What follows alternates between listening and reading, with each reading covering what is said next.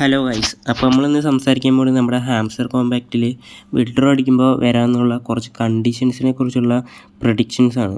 അപ്പോൾ ഒന്നാമത്തേന്ന് പറയുന്നത് എല്ലാവരും പറയണ പോലെ തന്നെ profit per hour 1 million plus ആക്കി വയ്ക്കുക. ഇപ്പോൾ എൻ്റെ 1.39 ആയിട്ടുണ്ട്. അപ്പോൾ നിങ്ങളെല്ലാവരും maximum profit per hour boost ചെയ്യുക. 1 മില്യൺ പ്ലസ് എങ്കിലും മിനിമം ആക്കി വയ്ക്കുക. അതുപോലെ തന്നെ രണ്ടാമത് പറയാനുള്ളത് നിങ്ങളുടെ ലെവൽ മാസ്റ്ററോ ലെജൻഡറി അങ്ങനെ എന്തെങ്കിലുമൊക്കെ ആയിരിക്കും. അപ്പോൾ അത് നിങ്ങൾ മാക്സിമം ബൂസ്റ്റ് ചെയ്ത് ഗ്രാൻഡ് മാസ്റ്റർ ലെവലിലോട്ട് എത്തിക്കുക.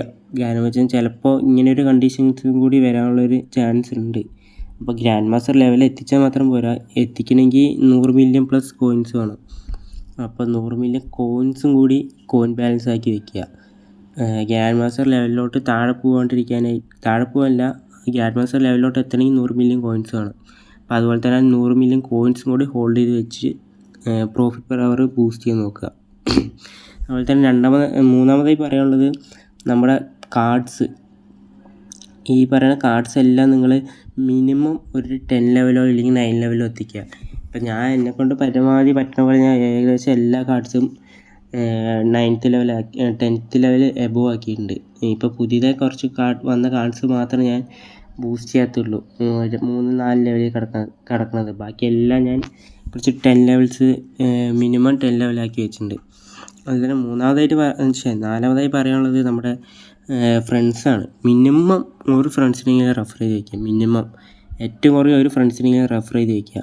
ഞാനിപ്പോൾ 9 ഫ്രണ്ട്സിനെ റെഫർ ചെയ്ത് വെച്ചിട്ടുണ്ട്. കുഴപ്പമില്ല, നിങ്ങൾ മിനിമം ഒരു 1 ഫ്രണ്ട്സിനെങ്കിലും റെഫർ ചെയ്ത് വയ്ക്കുക.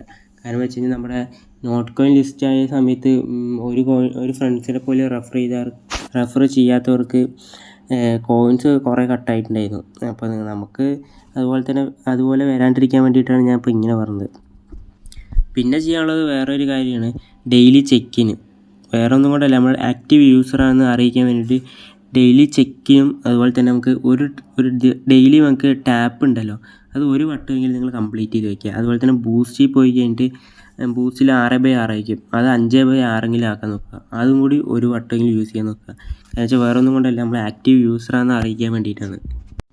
അപ്പോൾ ഗൈസ്, വിഡ്രോ എലിജിബിലിറ്റിക്കുള്ള ഇപ്പോൾ പറഞ്ഞിരിക്കുന്ന കണ്ടീഷൻസൊക്കെ വരാനുള്ള ചാൻസ് വളരെ വളരെ കൂടുതലാണ്.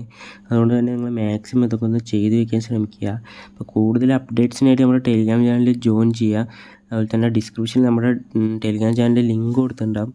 അതുപോലെ തന്നെ നിങ്ങൾക്ക് ഡൗട്ട്സോ കാര്യങ്ങളോ എന്തെങ്കിലുമൊക്കെ ഉണ്ടെങ്കിൽ കമൻറ്റ് ഇട്ടാൽ മതി. അപ്പോൾ നമ്മുടെ ഇന്നത്തെ കുഞ്ഞു വീഡിയോ ഇത്രേ ഉള്ളൂ. വീഡിയോ ഇഷ്ടപ്പെട്ടാൽ ലൈക്ക് തരാനും സബ്സ്ക്രൈബ് ചെയ്യാനും മറക്കല്ലേ ഗൈസ്. നെക്സ്റ്റ് വീഡിയോയിൽ കണ്ടുമുട്ടുന്നവരെ ബൈ.